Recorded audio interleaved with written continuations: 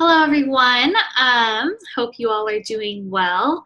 I know it's been quite snowy the past couple days or weeks, really, so hopefully you're staying warm and, yeah, doing well. So I just wanted to do this lecture today covering the bioecological model from Bronfenbrenner. You will notice that this week we are covering a lot of different theories and ways to look at families in a global context. And probably the most important theory for us, especially in this degree and field that we utilize the most, is Bronfenbrenner's bioecological model. And so I think it's really important for me to hop on here and kind of give you all a better idea of really what this theory encompasses, and it will also help you moving forward with other activities. So I'm going to go ahead and pull up a PowerPoint for you all. Give me 1 second as I find that.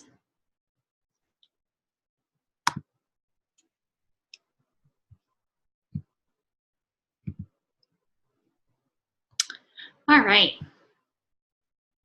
So we'll just hop right in here. So we're looking at Bronfenbrenner's bioecological model or ecological model. I've heard it used both ways. I don't really care which way you use it, but it's basically this dynamic interactive process where humans and their environment with which they live, they interact with several different layers or systems around them. And those systems and how they interact with each other is what makes us who we are. This model encompasses the individual in the center of it. And I kind of like to think of this model as a giant onion with the individual in the center and different layers going outwards. But all these layers are interactive and have all these different influences on the individual in the center or in the core. And as the individual grows, these systems can change as and become more fluid and dynamic. So this all kind of probably seems, if you have ever heard of the bioecological model, might seem a little bit overwhelming, but that's what this lecture is for, to break down things piece by piece.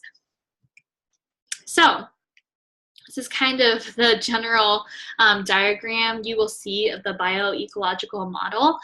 I've seen it several different ways. It's always a rendition of this, but it always has the rings going outwards. And basically, so how we always start off is we look at the individual. The individual, like I said, is in the very center. And if you're looking at yourself, you would obviously put yourself in the center here. And there's other things that are included in the individual besides just stating who they are. So we want to define things like sex, age, health, gender you can put in here, but usually these are things that we cannot control and that are just a part of who you are. So that kind of encompasses and describes the individual, and that's where we usually start off with this model. The first layer or system that we have within this model is called the microsystem. And this is going to be things that are very close in relationship to the individual in the center. So these are going to be peers and family, school, often if we're looking at children, a job, a close job. For some people, it could be church, in your neighborhood area. All these things that can go in the microsystem. So often people ask me, well, what's included in my microsystem versus somebody else's? Well, try and think about things that you interact with, if not on a day-to-day basis, almost on a day-to-day basis. So for instance, church group is a really good example here, because for some people, their church group is something that's really important and core to their life that they interact with on a day-to-day basis. But for other people, they might, only go to church or participate in church once a year or hardly ever. So it definitely would not fall into the microsystem for these people. So definitely think about this piece when you're looking at an individual. Think about the things that they interact with on a day-to-day basis that really kind of make them who they are. Next system we're going to talk about is the mesosystem. And so the mesosystem can be the one that might be the most confusing for some people. And it's really a simple system, though. If you break it down to it's just the relationships between the microsystems. So a good way to, when you're developing this model, definitely develop your microsystem first. And then when you get to your mesosystem, only look at the pieces in your microsystem.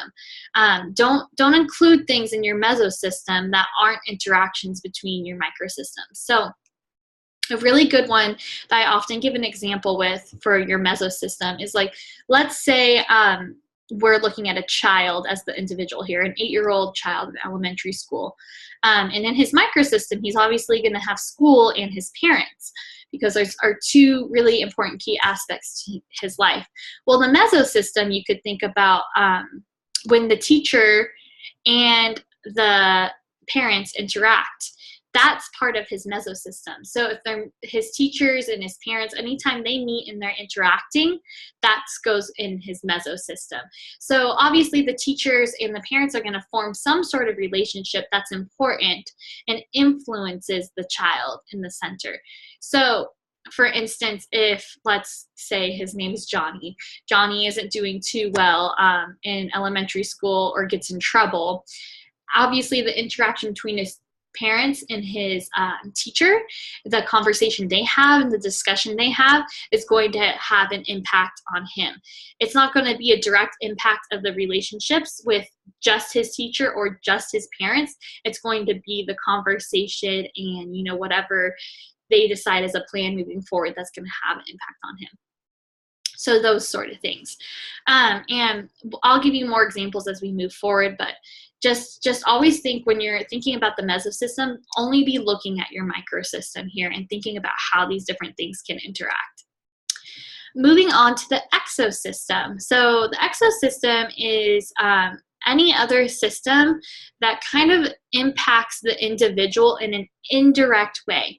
So this kind of can get a little bit tricky too, because you have to kind of think about all the things that we don't necessarily interact with on a day-to-day basis, but have an indirect impact with us. So one really good way to think about this, and one way I like to think about it, is if, once again, going to the child example in the center here, going back to Johnny, our example, his parents' jobs are going to have an indirect impact on him.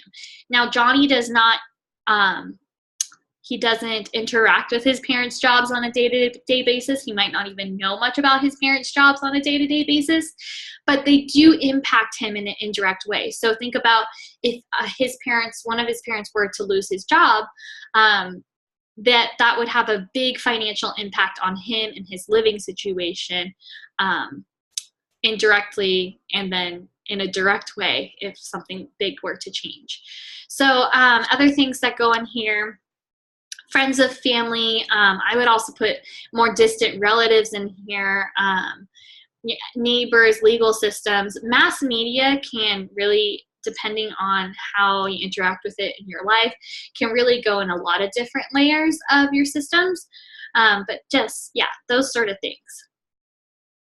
Now the macro system, that's our final kind of overarching system. And this is really interesting and relevant to this class because it has to do with the attitudes and ideologies of the culture. So this is things that, you know, you definitely do not interact with on a day-to-day basis, but have indirect impact on you. And they might not even be things that you think about often that have an impact on you. So a lot of things that fall into here are like the laws that wherever you are living, the laws that you must abide by, the culture of the people who surround you, maybe the traditions that your family upholds and, you know, continues through generations. And obviously the government that you're living in, that has a huge impact.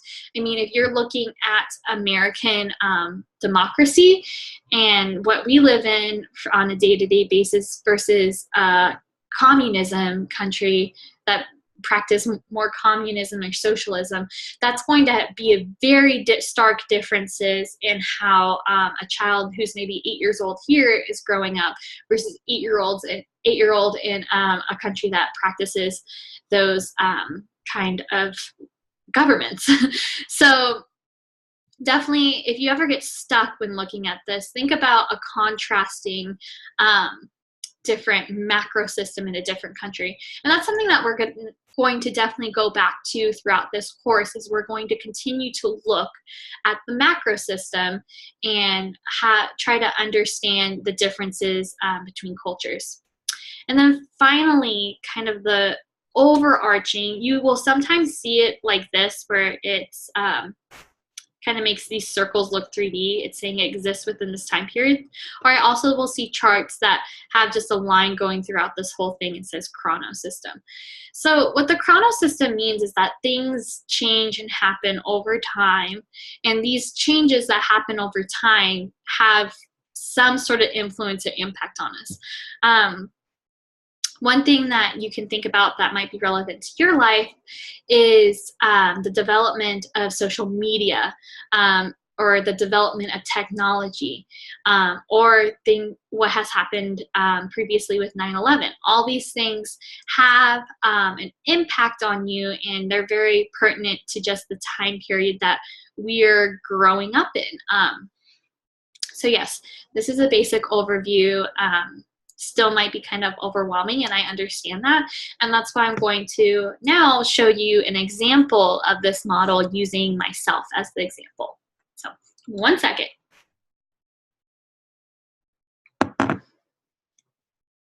So we're going to start out with me as the individual. Here I am. This is me as an individual. Like I said, it's always important to define the individual and the things that you have little or no control over. So I am a female. I'm a young adult. I am from the millennial generation. I identify as white, and I have a chronic illness. I actually have an autoimmune disease that I've had since I was 7 years old, that I have to actively treat, but it is something that is going to be with me my entire life. So I put that in here as well. So if you have any sort of health condition that's chronic, you can definitely put it in as with your individual characteristics as well. So going on to my microsystem, who is in my microsystem? I would definitely consider my long-term boyfriend in my microsystem. We actually live together. We just actually moved into and bought our own house in Fort Collins. So he's definitely someone I interact with on a day-to-day basis. I put my cat in my microsystem because besides me and him, our cat is the only other person who lives with us. I put my close friends on here because I interact with my close friends almost on a day-to-day basis. If that's not in person, it's via texting or calling them. My sister's over here. I'm pretty close with my sister. I do see her quite frequently. My mom and my dad, I talk to them on a regular basis. My peers at UCD, so I see a lot of my peers at least on a weekly basis when I come down to Denver to teach on Thursdays. And I've spent a lot of time with them. I'm very close with them. They're not just my colleagues, but I do consider them my friends. And my roommates. So like I said, I don't have any roommates right now besides my boyfriend, since we just moved into our new house. But I wanted to put this as an example that if you do have roommates, which I imagine a lot of you do, that's another one that would go into your microsystem because you interact with them on a day-to-day basis. So going into my mesosystem. So going back to, we're now looking at all the pieces of my microsystem and seeing how they interact with each other. So my mesosystem. Right now I'm looking between the relationship of my sister and my parents. So looking at their relationship together, I would say my role in that is, as a child, I was always kind of the peacemaker between different members of my family, including my mom and my sister, or my dad and my sister, or just my parents too. my role was kind of always being the peacemaker and helping others to come into agreements. Another good example for my mesosystem is my relationship, or my boyfriend's relationship between my parents. So my boyfriend's relationship with my parents also has an indirect effect on me. So luckily, I'm really lucky that my boyfriend and my parents get along well, and they very much like him. And my boyfriend even can view my parents as a second set of parents to him. So their relationship definitely has an impact on me, because if they weren't to like each other or approve of each other, it would probably cause tension in my life as an individual. And then finally, this is another one. I don't have roommates right now, but if I did have roommates, besides my boyfriend, obviously when my close friends and my roommates, if they were to ever interact, that would have some sort of impact on me as well. So think about that one for you. I know I don't really have that example, but I wanted to throw that in here. So that's a good example for you moving forward. All right. So what's in my exosystem? Things that affect me, but often are indirectly. So these are things I definitely don't always think about. I have to push myself to think about my exosystem. Like, what are the things that, if something happened in these areas, would it have some sort of impact or direct impact on me? So first thing I always think of is my boyfriend's job. So like I said, we own a house together now. We have a mortgage, and he definitely is part of helping out with that mortgage and helping out with other financials here. So if he was to lose his job, it would put great stress on me. And the fact that he has a job kind of, gives us the opportunity to do a lot of things that we wouldn't be able to do if it was just me being the only one that had a job. My extended family. So I see my extended family probably around holidays mainly. Most of my extended family is in other areas of Colorado. So I don't see them on a day-to-day basis. But obviously if one of them were to get sick or to fall ill or something was to happen to them, it would have a direct impact on me and cause, I'd be very worried about them and want to be there for them more. So extended family might not be here every day for me, but if something were to happen to them, that would be a big deal in my life. Friends of family. So friends of family I would include in here. I won't go through all these in detail. Mass media, i.e. Facebook. It's something, that keeps me linked to other people that I might not see or interact with even on a monthly basis, but I keep up with their lives. Neighbors who I do not know very well. We just moved into a new neighborhood, and so I have a bunch of neighbors I don't know very well, but hopefully I'll get to know them more and maybe they'll become more part of my microsystem. Church groups. I don't go to church very often, but I would include it in my exosystem. Healthcare providers, dealing with health insurance. That's really important, but not something I would say I interact with on a day-to-day basis. And then the School of Education at University of Colorado, Denver. So if something, I don't always interact with the School of Education, but it's definitely something that helps control my job and my position at CU Denver. So also a very important part of my exosystem. So hopefully that gave you kind of a good overview. My macro system. So once again, this is really pertinent to this class because we'll be talking about the macro system a lot when we're comparing different cultures. So I live in the United States, and with that comes a lot of freedoms that I have living here. So I have a freedom of speech, freedom of religion. As a woman, I have the right to vote here. And I am also free to marry whoever I want. So this kind of gives you an idea of these different laws that we have that you might, not even think about our rights. But if you were to live somewhere else, especially being a woman, I would not have a lot of these rights. So definitely would include these laws in my macro system. I do abide by all the laws of the country and the state, as far as I know. I'm sure we all break some sort of laws at some point in time, but overall, I'm a law-abiding citizen. And I carry on the culture and the traditions I was brought up with. A good example of this is my family growing up celebrated Christmas, and I continue to celebrate Christmas. And eventually, when I want to start a family of my own, we will practice or celebrate Christmas. So that's a good example of a cultural tradition that I share. I grew up with an American culture, and I practice American culture. And that's a really good thing to define, because we don't all have the same sort of cultural backgrounds. And so it's good to know where your culture lies and what culture you plan to continue to practice, or maybe practice with your family of procreation as well. And then my chronos system. So important changes that have happened in my lifetime. So when I think about this, I was born in 1991. The internet was definitely developed in my lifetime later on.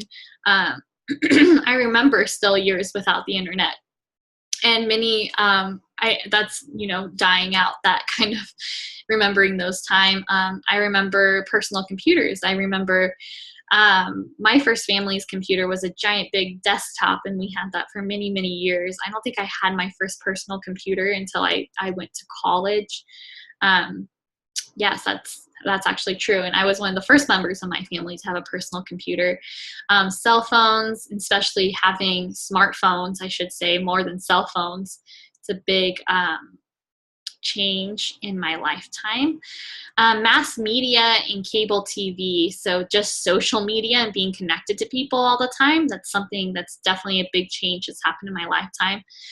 One that I thought was really interesting is school shootings and mass shootings, that the increase of those that has happened over my lifetime. When I was very young, I believe 7 years old, if I was to believe correctly, is when Columbine happened, the first mass shooting that was really known in the United States, mass school shooting.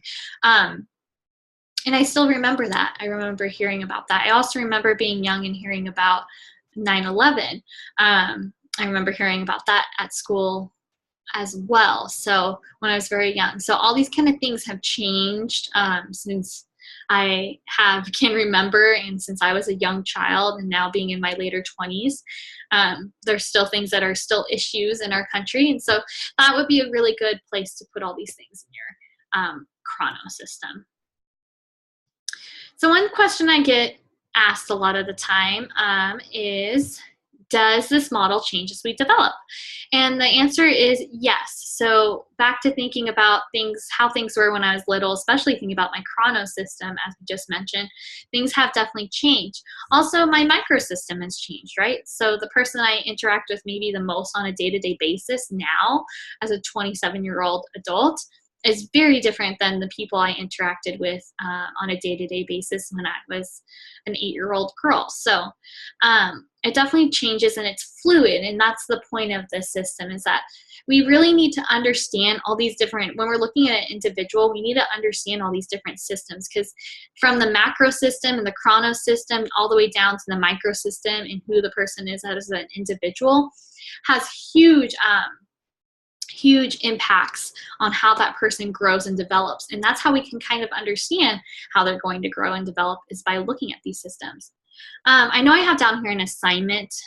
We are going to have an assignment surrounding this subject. This is from last semester, so just ignore this. We are going to be having an assignment next week, I will say, where I'm going to ask you all to model your own bioecological model around yourself, and kind of do what I did and go through, and either through a PowerPoint or a Prezi or whatever you're comfortable with, kind of show and display yourself, analyzing yourself using the bioecological model. But don't worry about that too much, because we will be getting into that next week, and it won't be due till the end of next week. But just know that's coming up. And other than that, yeah, I think we'll stop there.